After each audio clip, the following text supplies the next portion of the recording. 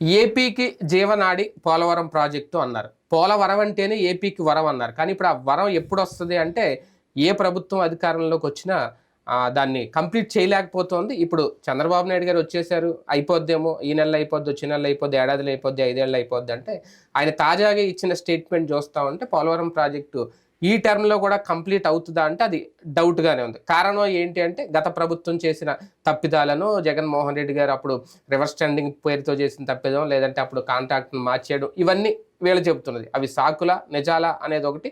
Polavaram project ఇప్పట్లో పూర్తవదా నిజంగా ఈ ప్రభుత్వ హయాం కూడా ఒక రకంగా జాతీయ ప్రాజెక్టు కేంద్రమే మొత్తం నడుపుతుందన్న నిధులు పెరిగిపోయి బడ్జెట్ పెరిగిపోయి లెక్కలు మారిపోతూ ఉంటే ఇంకేంటి పరిస్థితి? అంశం మీద చర్చించే ప్రయత్నం చేద్దాం. సార్, 400 కోట్ల రూపాయలతో అయిపోయే ఆ డయాఫ్రమ్ వాళ్ళు 990 కోట్లు ఖర్చు పెట్టిన అవదు. అది కూడా 4 సీజన్లు. ఆయన నేను చెప్పిన లెక్క 4 సీజన్లు అయితే కానీ పూర్తి చేయలేము అని అధికారులు చెప్పడం ఏంటి అంటే ఇంకా అవదా? అంటే ఆ సమీక్షలో ఏం చెప్పాలనుకున్నారు, ఏం చెప్పారు బాబు గారు నిన్న? ఈ గవర్నమెంట్ పరమైనటువంటి ఫైల్ సిస్టమ్తో వచ్చిన దరిద్రం దానికి.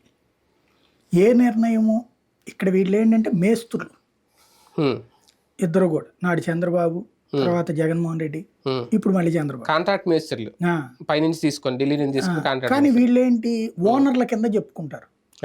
దాని వల్ల తలెత్తుతున్న సమస్య. కానీ ఓనర్ చేసి పని కూడా చేయట్లేదు కదా. అదే చెప్తుంది. ఓనర్ లాగా ఫీల్ అవుతా ప్రజలకి చెప్పించాలనే క్రమంలో లోపాలను ఎదురోళ్ళ మీద నెపనలు వేసుకుంటున్నారు.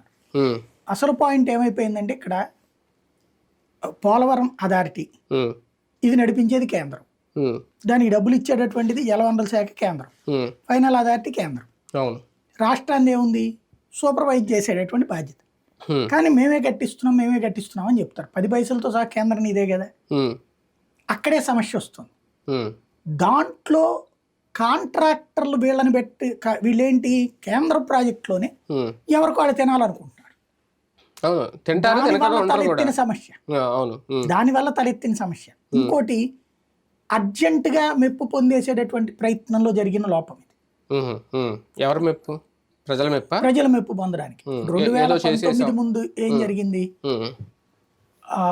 వాస్తవంగా పోలవరం నీళ్ళని పట్టిసీమలోకి షిఫ్ట్ చేయాలి. ఈ అప్పుడు చేసిన ప్రయత్నం అప్పటికే పట్టిసీమ అయిపోయింది. పట్టిసీమ అసలు పట్టిసీమ అంటే ఏంటి? ఎత్తిపోతలు. దాంట్లో నీళ్ళు ఇందులో పోయడం. అవును. అక్కడ ఒక లెవెల్ వస్తే గానీ అది ఎత్తిపోయడం కుదరదు. అవును. అంతవరకు చేశారు. మిగతా పోలవరం ప్రాజెక్ట్కి వచ్చేటప్పటికి ఏమైపోయింది? ఫస్ట్ ఇదే టైపులో పోలవరం ప్రారంభిద్దాం అనుకున్నాడు. ఎట్లా? కాపర్ డ్యామ్ అంటే ఏంటి? కాపర్ అంటే అదేదో కాపర్ కాదు, మట్టి కట్ట. మట్టి కట్ట వేసేసి పెద్ద ఎత్తున వేసేసి ఇది ఎట్లా షిఫ్ట్ చేసామో అది కూడా మిగతా కాలువలోకి షిఫ్ట్ చేసేస్తే పూర్వం కాలువలన్నీ పనులు అయిపోయినట్టే. అట్లా అనుకుని చెయ్యడం వలన తలెత్తినటువంటి అంశం. మట్టి కట్ట ఎంతసేపు ఉంటుంది వరద వచ్చినప్పుడు? మనం ఫస్ట్ వరదలు వచ్చినప్పుడు కృష్ణా నది అయినా ఏదైనా చూడండి, కొట్టుకుపోయేది మట్టి కట్టలే తెగిపోతాయి. కట్ట దగ్గర ఎక్కడో చిన్న తేడా ఉంటది, మొత్తం కొట్టుకుపోతుంది. అట్లాగే అది కొట్టుకుపోయింది. అక్కడ కావాల్సింది ఏంటి? మట్టి కట్టతో పాటు మధ్యలో కాంక్రీట్. ఆ కాంక్రీట్ కన్స్ట్రక్షన్ కూడా చిల్లులు పడింది దీనివల్ల. అంటే ఆ రోజున 2019లో వాస్తవంగా అది ప్రకృతి వైపరీత్యం. భారీ వరదలు రావటం, చరిత్రలోనే ఎన్నడూ లేనంత వరదలు రావటం, దాని ఇంపాక్ట్ అది కొట్టుకుపోయింది. అంతకు ముందే పని అయిపోయేదా? 2014లో కాంట్రాక్టులు మార్చడం వలన 2 ఏళ్ళు పట్టింది. 2014లో కాంట్రాక్ట్ మార్చారు కదా. అప్పటిదాకా ట్రాన్స్ట్రాయ్ నుంచి దాన్ని నవయోగాకి మార్చడానికి 2 ఏళ్ళు పట్టింది. చంద్రబాబు గారు స్వయంగా మహారాష్ట్ర వెళ్ళి మాట్లాడి నితిన్ గడ్కరీతో ఒప్పించి తీసుకోవడం కదా. దాదాపు 1.5-2 ఏళ్ళు పట్టింది. ఫస్ట్లో అసలు దాని గురించి ఆలోచించాల, మిగతా పనులన్నిటి మీద ఉన్నారు. ఫస్ట్ అయితే మండలాన్ని చేర్చేసుకున్నారు, ఇక ఆ పని మీద ఉన్నారు. కాంట్రాక్ట్ మార్చే ప్రక్రియ అంతా ఈ సెటరేట్ చేసి పని చేయడం బిగినయ్యేటప్పటికి 2 ఏళ్ళు అయిపోయింది. ఆ తర్వాత ఎంత శరవేగంగా అందించిన వీళ్ళిద్దరి మధ్యన కాంట్రవర్సీ అట్లాగే ఉంది. ట్రాన్స్ట్రాయ్కి వీళ్ళకి వివాదాలు, దానివల్ల చాలా రోజుల పాటు సాగదీత నడిచింది. అంతా సెటరేట్ అయ్యాక కన్స్ట్రక్షన్ బిగిన్ చేసేలోపు ఈలోపు పట్టిసీమ పని పడింది. ఇక పోలవరం దగ్గరికి వచ్చేటప్పటికి వారం విజిట్ చేస్తున్నాం. అప్పటికి గేట్లు కూడా పూర్తి కాలేదు కదా. అవును. ఇప్పుడు ఉన్నటువంటి గేట్లన్నీ జగన్ వచ్చాక పెట్టింది. అంతకుముందు అవి రెండు కాపర్ డ్యాము తర్వాత ఇది స్పిల్వేది అని దాని వరకే నడిచింది. దాని తర్వాతన ఇదంతా జరగడానికి గేట్ల అదంతా ప్రక్రియ వీళ్ళు వచ్చాక జరిగింది. మెయిన్ ప్రాబ్లం ఏమైపోయిందంటే పవర్ ప్లాంట్ ఇష్యూ వివాదంగా నడిచింది. అట్లాగే ఈ ప్రాజెక్టుకి సంబంధించిన పునరావాసం అసలు సమస్య. పునరావాసం తేలకుండా ఈ సమస్య పరిష్కారం కాదు. ఇప్పటికి కూడా అదే అసలు సమస్య నన్ను అడిగితే. ఎందుకు లేట్ అయింది? ఆ రోజున చంద్రబాబు గారు కట్టేయచ్చు, కానీ 55,000 కోట్లు అడిగారు. అంతకుముందు పునరావాసానికి 3,000 కోట్లు. 3,000 కోట్లు అంటే 3 రెట్లు పెరిగిందా లెక్క ప్రకారం 9,000 కోట్లు అవ్వాలి, కానీ 33,000 కోట్లు అయింది. అట్లెట్లాగా అయింది అని అడిగితే 50,000 మంది నిర్వాసితులు పెరిగారు అని చెప్పారు. అదెందుకు అయ్యింది అంటే అక్కడ ముంపు ఏమన్నా పెరిగిందా? లేదు. ముంపు పెరగకుండా ముంపు ప్రాంత బాధితులు ఎట్లా పెరుగుతారు అన్నప్పుడు బయటపడినటువంటి అంశం ఏంటి? తూర్పు పశ్చిమ గోదావరి జిల్లాలో ఉన్న వాళ్ళు ఆధార్ కార్డు అక్కడికి మార్పించుకుని అక్కడ ఇది చేస్తున్నారని తేలింది. అక్కడ పరిహారం పొందే ప్రయత్నం చేస్తున్నారు. ప్రభుత్వానికి సంబంధించిన కాలువలు, పోరంబోకులు ఇవన్నీ కూడా పట్టాలు పొందేశారు పరిహారం అన్నట్టు. అప్పుడే కదా ఏటీఎం అని మాట్లాడింది నరేంద్ర మోడీ. అక్కడ ఆ లాస్ట్ 1 year ఆగిపోయింది. అక్కడ ముందుకి పోలా వెనక్కి పోలా. అప్పుడే ఏటీఎం అని ఆయన 25,000 కోట్లు తినడానికి ఎలక్షన్ ఖర్చు అంతా దాని మీద సంపాదించుకోవడానికి జగన్మోహన్ రెడ్డి, అటు కేంద్ర ప్రభుత్వం ఇట్లా నాటకం ఆడుతుందని చెప్పి చంద్రబాబు, ఈ గొడవల మధ్యన లాస్ట్ ఇయర్ ఆగిపోయింది. అంటే సరిగ్గా పని జరిగింది 2 ఏళ్ళు అప్పుడు, అది ఆగిపోయింది. ఇప్పుడు ఆ ఇంపాక్ట్ ఏమైంది? అప్పుడే కనుక ఆ గొడవ లేకుండా ఉంటే ఎందుకు ఇవ్వలేదు, అది పూర్తి చేయలేదు ఆ కన్స్ట్రక్షన్. ఇప్పుడు జగన్ వచ్చాక 1 year లోనే అది పూర్తయింది. ఏది గేట్లు పెట్టడం. మిగతాది ఎందుకు పూర్తి కాలేదంటే పరిహారమే. పరిహారం కేంద్ర ప్రభుత్వ లెక్కల ప్రకారం మొత్తం వీళ్ళే పెట్టుకోవాలి, రాష్ట్ర ప్రభుత్వమే మొత్తం పరిహారం. నిర్వాసితుల పరిహారం రాష్ట్ర ప్రభుత్వ బాధ్యత కానీ కేంద్రాన్ని కాదు. కానీ అప్పట్లో ఏమన్నారంటే 3,000 కోట్లే అని వెంకయ్యనాయుడు గారు ఉండి గడ్కరీతో మాట్లాడి, ఓ 3,000 కోట్లే కదా అది కూడా ఇచ్చేస్తే 10 పైసలతో సహా. వాస్తవంగా అంటే 90% సెంట్రల్ పెట్టుకోవాలి, 10% రాష్ట్ర ప్రభుత్వం పెట్టుకోవాలి కేంద్ర ప్రాజెక్టులకి. ఇవ్వదు. ఎప్పుడు కూడా కాంపెన్సేషన్ అనేది రాష్ట్రాలకే లేదు. అదే ఇప్పుడు ఇస్తానంది కేంద్రం, ఇచ్చేసింది కొంత అమౌంట్, 20% మందికి ఏమి ఇచ్చారు. అది అంతకు ముందు కూడా రాష్ట్ర ప్రభుత్వమే పెట్టుకుంది రాజశేఖర రెడ్డి టైంలో కూడా. అట్లాగే చేసుకొచ్చారు. దానివల్ల ఏమైపోయిందంటే ఆ ప్రాంతంలో వచ్చేటప్పటికి పరిహారం పెద్ద సమస్య వచ్చింది. ఇప్పుడు 33,000 కోట్లు ఇవ్వాలి.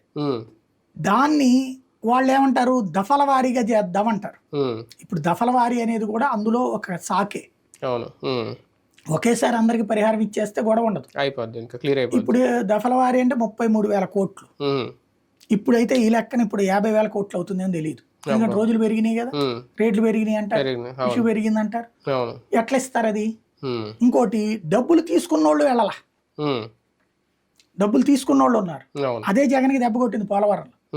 డబ్బులు తీసుకున్న వాళ్ళు కొత్త ప్లేస్ నచ్చలా, సదుపాయం బాగాలేదంటారు. వీళ్ళు అక్కడ ఉంటున్నారు, ఇక్కడ ఉంటున్నారు.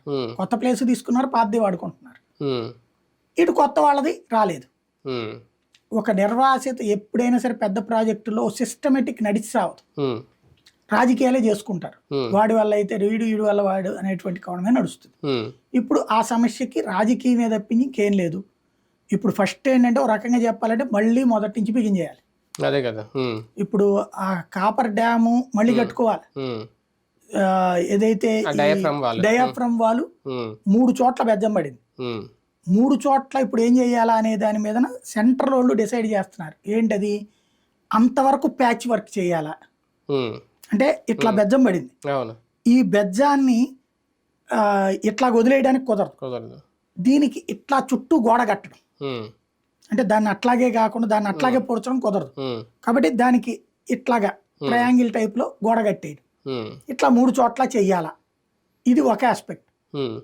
రెండో ఆస్పెక్ట్, శాంతం గోడ కొట్టేసి మళ్ళీ ఫ్రెష్ గా కట్టడం. ఇప్పుడు దానికని నేను చెప్పే 900 కోట్లు ఎంత అవుతుందని, మొత్తం చేయాలంటే 950 కోట్ల దాకా అవుతుంది. ఇట్లా ప్యాచ్ వర్క్ చేయాలంటే 480 కోట్లు అవుతుంది. అది మళ్ళీ ఇది కూడా వీళ్ళు ఇష్టం లేదు. అది కూడా పోలవరం అథారిటీ మళ్ళీ సెంట్రల్ సెంట్రల్ వాళ్ళతో మాట్లాడాలి, సెంట్రల్ జలవనరుల శాఖతో మాట్లాడాలి, జలవనరుల శాఖ నిపుణులు మాట్లాడాలి. రాజకీయంగా అంటారు వీళ్ళు, కానీ అది టెక్నికల్ ప్రాబ్లం. తేడా వచ్చిందంటే ఇప్పుడు దాకా తయారైపోయి ఈ దఫా అట్లా ఇష్టం వచ్చినట్టు ఇవ్వరు. మీరు కానీ ఇచ్చేసుకోండి పర్లేదని. కిందసారి నవయోగ మెగా వీళ్ళు చివరికి పోనీ వాళ్ళు ఇష్టం వచ్చినట్టు స్వేచ్ఛగా చేయగలిగారా? వాళ్ళు చేస్తున్నప్పుడు మళ్ళీ వాళ్ళు వచ్చి ఇంకొకరి చెప్తారు, ఇది ఎట్ట చేశారు అట్ట చేశారంటారు. ఈ దఫా ప్రతిదీ మానిటరింగ్ ఉంటుంది. ఎందుకంటే 16,000 కోట్లు చేసి ఎటు కాకుండా పోయింది అది ప్రాజెక్ట్. 16,000 కోట్లు నీళ్లల్లో పోసిన పన్నీర్ అయింది. 16,500 కోట్లు నీళ్లల్లో పారపోసాం మనం ఏమీ కాకుండా. ఇప్పుడు మళ్ళీ మొదటి నుంచి అంటే ఆషామాషిగా టోటల్ గా ఇప్పుడు ఇది పెరిగిన తర్వాత 55,000 కోట్ల బడ్జెట్ అంచనా పోలవరం. ఇప్పుడు అదే అంచనా ఉంటుందా మళ్ళీ పెరుగుతుంది? ఇంకా చాలా పెరగచ్చు. అంటే మరి దానికి అప్పుడు కేంద్రం ఎలా ఇస్తుంది? ఇప్పుడు దాన్నే ఇవ్వట్లేదని కదా, మొదటి ఇచ్చిన DPR కి దీనికి కంప్లీట్ గా మారిపోయింది. చాలా పెద్ద సమస్య. దీంట్లో రాజకీయం సంపాదించుకోవాలన్న ఆలోచనల చుట్టూ వచ్చింది దరిద్రం. వాస్తవంగా అది రాజశేఖర రెడ్డి హయాంలో 500 కోట్లు, 500 కోట్ల నుంచి 5,000 కోట్లకు తీసుకెళ్ళాడు.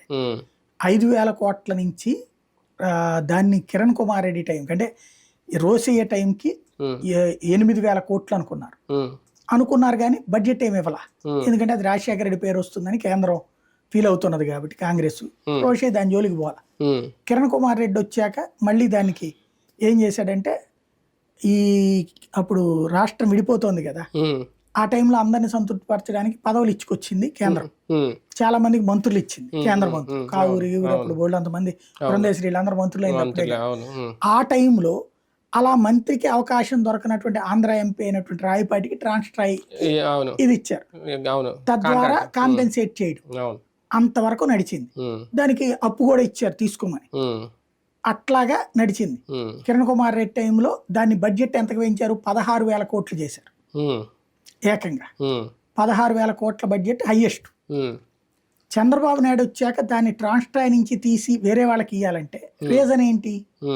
ట్రాన్స్ట్రాయ్ కంటే నవయోగ ఎక్స్పీరియన్స్డా అంటే కాదు.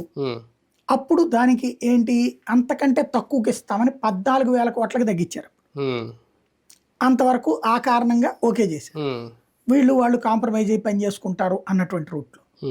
తీరా చూస్తే మళ్ళీ ట్రాన్స్ట్రా ఎక్విప్మెంట్ అంతా పోయి నవయోగాది వచ్చింది. వాళ్ళకి ఈ లోపు వచ్చేటప్పటికి దాన్ని ఒక 8 నెలలు తిరక్క ముందే 55,000 కోట్లకి రీషెడ్యూల్ చేశారు. అప్పుడు కూడా ఏదో వివాదం వచ్చింది, టెండర్లు పిలవకుండా సింగిల్ గా ఇచ్చేసారు వీళ్ళకి నవయోగ. అప్పుడు ఏదో గొడవ జరిగింది. అదే కదా అనేది వైసీపీ వాళ్ళు ప్రతిపక్షంలో గొడవ అదే. దాన్ని అంతవరకు అది జరిగింది. 55,000 కోట్లు చేశారు. దాన్ని తప్పని అది 25,000 కోట్లు తినడానికి చంద్రబాబు నాయుడు ప్రయత్నించాడని చెప్పి జగన్మోహన్ రెడ్డి తాను అధికారంలోకి వచ్చాక తను మెగా వాళ్ళకి ఇచ్చాడు మళ్ళీ కాంట్రాక్ట్. అంటే కాంట్రాక్ట్ మళ్ళీ తను మార్పిచ్చి దానికి బడ్జెట్ ఏం చేశాడు? ఎందుకు అన్నాడు? అంతకుముందు చంద్రబాబు గారు 16 నుంచి 14 చేసినట్టు ఈయన 55 నుంచి 54,200 కోట్లు, 800 కోట్లు డిస్కౌంట్ ఇచ్చాడు ఈయన. ఇది ఇంతవరకు జరిగిన సీన్. ఇప్పుడు దాంట్లో వచ్చింది. ఇప్పుడు మళ్ళీ ఇవాల్టి రేట్ల ప్రకారం చూస్తే 65,000 కోట్లు 70,000 కోట్లు అవుతుంది. కాంపెన్సేషన్ 33,000 కోట్లు ఎంత అవుతుందో తెలియదు. ఇప్పుడు అంత కేంద్రం భరిస్తుందా లేదో తెలియదు. జాతీయ హోదా ప్రాజెక్ట్ కేంద్రం భరించాలి. కానీ ఇక్కడ కామన్ గా జరుగుతుంది ఏంటంటే, పోలవరం విషయంలో ఎవరు అధికారంలోకి వచ్చినా ఏజెన్సీలు మార్చేస్తున్నారు, కాంట్రాక్టులు మార్చేస్తున్నారు. జగన్మోహన్ రెడ్డి గారు కొంచెం అడిషనల్ గా చేసింది ఏంటంటే రివర్స్ టెండరింగ్ ఒకటి, ఏజెన్సీని మార్చేయడం ఒకటి. ఇదే పోలవరానికి పెద్ద శాపం అవుతుందా? ఇప్పుడు కూడా మళ్ళీ ఈ ఏజెన్సీని మార్చి తెలుగుదేశం పార్టీ మళ్ళీ కొత్త వాళ్ళకో పాత వాళ్ళకో మళ్ళీ చెప్తుందా? చెప్తే ఇంకేంటి పరిస్థితి? చూడాలి. అదే మెగా వాళ్ళతోనే కంటిన్యూ చేస్తారా? మెగా వాళ్ళతో తెలుగుదేశానికి కూడా కష్టమేం లేదు. వాళ్ళు ఎవరికి ఏ ప్యాకేజీలు ఇవ్వాలో ఇచ్చేస్తారు. వాళ్ళు ఇదివరకు పట్టిసీమ కట్టింది వాళ్లే కదా, కాబట్టి మెగాని వ్యతిరేకించాల్సిన స్థితి ఉండదు మేబీ. కాకపోతే సమస్య ఏంటంటే కేంద్రం నుంచి నిధులు రప్పించుకురావడం. ఇప్పుడు ఆ కేంద్రం వాళ్ళు ఆ డిజైన్లోకే చేయాలి, చేసి లైన్లోకి తీసుకురావాలి, అమల్లోకి తీసుకురావాలి. ఎంత తతంగం ఉంది ఇది. అందులో ఒకసారి ఫెయిల్ అయింది కాబట్టి చాలా తతంగం ఉంటుంది దీనికి. ముందు అసలు ఎక్కడెక్కడ లోపం ఉంది కనుక్కోవడానికి 2 ఏళ్ళు పట్టింది. హైడ్రాలిక్ ఇవన్నీ తీసుకొచ్చి చేయడం అన్నట్టు. కాబట్టి చాలా తతంగం ఉంది. బాబు గారు డైరెక్ట్ గా ఆయన చెప్పిన ఉద్దేశం ఏంటి అంటే, డయాఫ్రామ్ వాళ్ళ కడ్డా 4 సీఎంజీలను పడుతుంది అని అధికారులు చెప్పారని చెప్పడం అంటే ఇంకెప్పట్లో పోలవరం పూర్తి అవుతుంది, ఇంక మనం పోలవరం దూరం అవుతుంది ఎవరు వచ్చిన అధికారంలోకి, ఈ 5 ఏళ్లలో రేపే 2029 కూడా అవుతుందనా అవదనా? 2 ఆస్పెక్ట్లో అనుకోవచ్చు. ఒకటి, ఆత్రపడబాకని కొంచెం టైం తీసుకుంటుందని మనల్ని సైకలాజికల్గా సిద్ధం చేసి 2029 కల్లా పూర్తి చేసి ఇదిగో నేనే పూర్తి చేశాను, అవ్వదు అనుకున్న దాన్ని చేశానని చెప్పడం. అలా చేస్తే హ్యాపీ. అది కావాలని కూడా కోరుకుందాం. అవును. రెండవ కోణం, ఇక కాదని చెప్పడం, దీనికి ఫెయిల్యూరు జగన్ అని చెప్పడం. అది ఎందుకంటే గతంలో ఒకసారి గుర్తుకు తెచ్చుకుంటే మనం 2015లోనో 19లోనో 20లోనో 21లో అంతకుముందు అనిల్ యాదవ్ వీళ్ళు తిరగడం ఇదంతా అయిపోయింది. స్వయంగా జగన్మోహన్ రెడ్డి ఓ పెద్ద పవర్ పాయింట్ ప్రజెంటేషన్ అసెంబ్లీలో ఇచ్చాడు. పోలవరం గతంలో ఎట్లుండేది, దాని తర్వాత ఈ కాపర్ డ్యామ్కి ఎట్లాంటి తప్పు చేశారు, దానివల్ల ఎట్టా కొట్టుకుపోయింది, దాన్ని ఇలాంటి వ్యక్తి అసలు రాజకీయాల్లో ఉండదగ్గ మనిషి ఇతను తన స్వార్థం కోసం అంటే చెప్పుకొచ్చాడు. ఇప్పుడు సేమ్ మాటలు చంద్రబాబు రిపీట్ చేశారు జగన్మోహన్ రెడ్డి మీద. అంతే సేమ్. అవును. కాబట్టి ఇది ఎవరికి వాళ్లే రాజకీయం, అసలు వాస్తవం చెప్పాలి కేంద్రం, అప్పుడు చెప్పదు ఇప్పుడు చెప్పదు. అది కానీ రాష్ట్ర ప్రభుత్వాలు రాజకీయంగా పోలవరాన్ని వాడేసుకుంటున్నాయి అంతే, ఎవరికి వాళ్ళు దోషి అని చెప్పడానికి.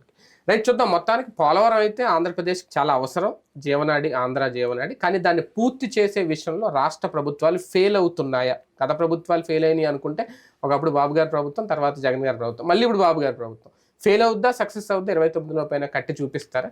ఏంటి 4 సీజన్ల వెనక కదా? డయాఫ్రామ్ వాళ్ళకి 900 కోట్ల పైగా ఖర్చు అంటే మరి కేంద్రం ఇస్తుందా లేదా? ఇవన్నీ పెద్ద సందేహాలే. ఏం జరుగుతుందో చూద్దాం.